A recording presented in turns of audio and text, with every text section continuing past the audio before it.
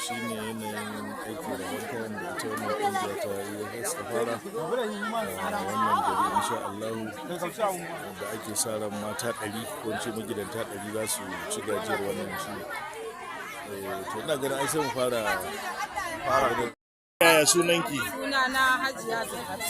To yanzu gashi an baki wannan, kina daga cikin waɗanda suka ci gajiyar wannan kamfani a kyautar nan da aka yi.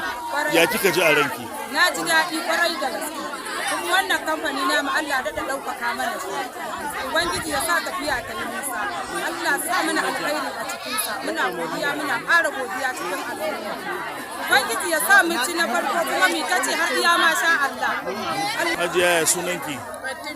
To ya kika ji da aka baki wannan kyauta? Wallahi mun gode mun yi godiya muna ƙara godiya. Allah Ubangiji ya ba ku ci gaba.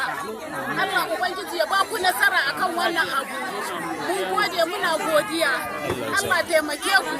Allah Ubangiji mu ma ya dafa mana. Maya sunanki? Sunana Rama.